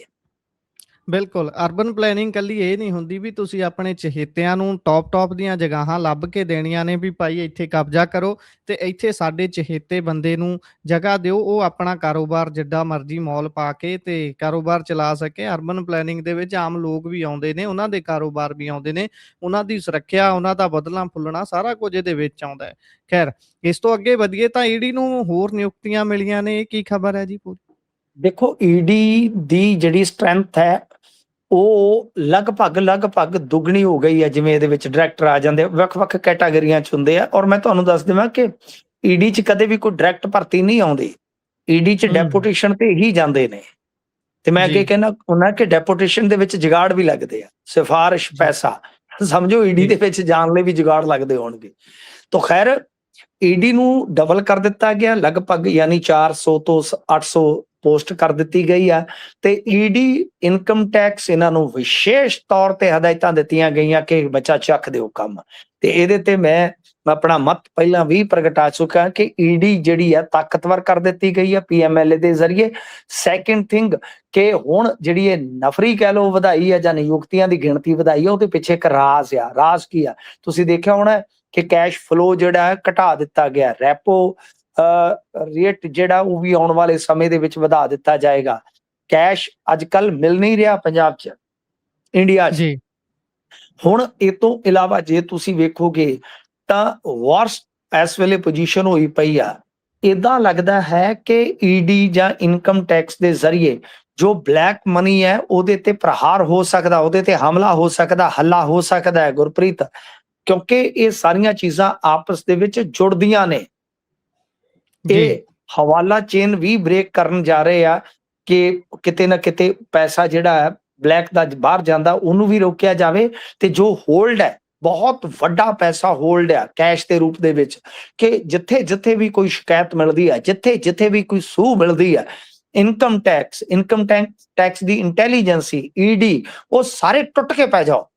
ਤੇ ਤੁਹਾਡੇ ਸਟੇਟਸ, ਤੁਹਾਡੀਆਂ ਸਟੋਰੀਆਂ ਸਭ ਕੁਝ ਚੈੱਕ ਹੋ ਰਿਹਾ ਹੈ, ਡਾਟਾ ਤੁਹਾਡਾ ਚੈੱਕ ਹੋ ਰਿਹਾ ਹੈ, ਕਿੱਥੋਂ ਕਿੱਥੋਂ ਸ਼ਾਪਿੰਗ ਹੁੰਦੀ ਹੈ, ਸਭ ਕੁਝ ਚੈੱਕ ਹੋ ਰਿਹਾ ਹੈ। ਆਉਣ ਦਿਨਾਂ 'ਚ ਤਾਬੜ ਤੋੜ ਰੇਡਾਂ ਹੋਣਗੀਆਂ ਗੁਰਪ੍ਰੀਤ। ਹੋ ਸਕਦਾ ਹੈ ਕਿ ਪੰਜਾਬ ਦੇ ਵਿੱਚ ਵੀ ਬਹੁਤ ਵੱਡੀਆਂ ਰੇਡਾਂ ਹੋਣ, ਖਾਸ ਤੌਰ ਤੇ ਕੁਝ ਧੰਨਾ ਸੇਠ, ਇੱਥੋਂ ਤੱਕ ਈਵਨ ਦੈਟ ਮੈਂ ਤੁਹਾਨੂੰ ਵਿਚਲੀ ਗੱਲ ਦੱਸ ਰਿਹਾ, ਜਿਨ੍ਹਾਂ ਜੀ। ਲੋਕਾਂ ਨੇ ਗੈਂਗਸਟਰਾਂ ਨੂੰ ਲੱਖਾਂ ਜਾਂ ਕਰੋੜਾਂ ਰੁਪਏ ਦਿੱਤੇ ਆ, ਉਹ ਵੀ ਡਾਟਾ ਹੈ। ਤੁਸੀਂ ਹੁਣ ਐਦੋਂ ਗਾਹ ਨਾ ਲਿਜਾਇਓ ਮੈਨੂੰ, ਮੈਂ ਇੱਥੇ ਜੀ। ਆਪਣੇ ਆਪ ਨੂੰ ਹੈਂਡ ਬ੍ਰੇਕ ਲਾ ਕੇ ਰੋਕਾਂਗਾ। ਜਿਹੜਾ ਗੈਂਗਸਟਰਾਂ ਨੂੰ ਐਕਸਟੋਰਸ਼ਨ ਦਾ ਪੈਸਾ ਗਿਆ ਇਹਨਾਂ ਏਜੰਸੀਆਂ ਕੋਲ, ਉਹਨਾਂ ਦਾ ਵੀ ਡਾਟਾ ਪਹੁੰਚਿਆ ਹੋਇਆ। ਜੀ, ਦੇਖੋ ਹੁਣ ਉਹ ਗੱਲ ਨੇ ਵੀ ਮੌਤ ਤੋਂ ਬਚਦਾ ਤੇ ਅੱਗੇ ਮੌਤ ਖੜੀ, ਇਹ ਦੁਬਾਰਾ ਫੇਰ ਖੜੀ ਹੈ। ਹੁਣ ਦੇਖੋ ਬਣਦਾ ਕੀ ਹੈ, ਦੇਖਾਂਗੇ ਆਉਣ ਵਾਲੇ ਦਿਨਾਂ ਦੇ ਵਿੱਚ, ਕਿਉਂਕਿ ਬਾਰ-ਬਾਰ ਅਸੀਂ ਹਰ ਰੋਜ਼ ਜ਼ਿਕਰ ਕਰਦੇ ਹਾਂ ਵੀ 27, 27, 27 ਸਭ ਦਾ ਧਿਆਨ ਨਹੀਂ, ਨਹੀਂ 27 ਤੇ 27 ਨਹੀਂ ਗੁਰਪ੍ਰੀਤ, ਜੀ, ਇਹਦੇ 'ਚ ਇੱਕ ਜੀ, ਤਬਾਹੀ ਛੁਪੀ ਹੋਈ ਹੈ ਕਿ ਹੂੰ, ਨਰਿੰਦਰ ਮੋਦੀ ਹੋਰੀ ਡੁੱਬ ਰਿਹਾ ਹੈ। ਜੀ, ਇੰਡੀਆ ਦੀ ਆਰਥਿਕਤਾ ਡੁੱਬ ਰਹੀ ਹੈ, ਯਾਨੀ ਉਹ ਜੀ, ਪੈਸਾ ਕਢਾਉਣ ਦਾ ਯਤਨ ਹੈ। ਟੈਕਸੀਏਸ਼ਨ ਦੀ ਜਿਹੜੀ ਆਪਾਂ ਕਹਿ ਲਈਏ ਕਿ ਚੋਰੀ ਹੁੰਦੀ ਹੈ, ਕਾਲਾ ਬਾਜ਼ਾਰੀ ਜੀ, ਹੁੰਦੀ ਹੈ, ਉਹ ਜੀ। ਸਾਰਾ ਕੁਝ ਜਿਹੜਾ ਹੈ ਨਾ, ਉਹ ਉਸੇ ਚੀਜ਼ ਨੂੰ ਵੀ ਕਿਤੇ ਨਾ ਕਿਤੇ ਜੋੜਿਆ ਜਾ ਸਕਦਾ। ਬਿਲਕੁਲ, ਬਿਲਕੁਲ ਵੇਖਾਂਗੇ ਬਣਦਾ ਕੀ ਹੈ ਆਉਣ ਵਾਲੇ ਦਿਨਾਂ ਦੇ ਵਿੱਚ। ਖਬਰਾਂ ਦਾ ਸਮਾਂ ਇੱਥੇ ਹੀ ਸਮਾਪਤ ਹੁੰਦਾ ਹੈ। ਤੁਸੀਂ ਜੁੜੇ ਜਾਣਕਾਰੀਆਂ ਸਾਂਝੀਆਂ ਕੀਤੀਆਂ, ਬਹੁਤ-ਬਹੁਤ ਧੰਨਵਾਦ ਜੀ। ਧੰਨਵਾਦ ਜੀ।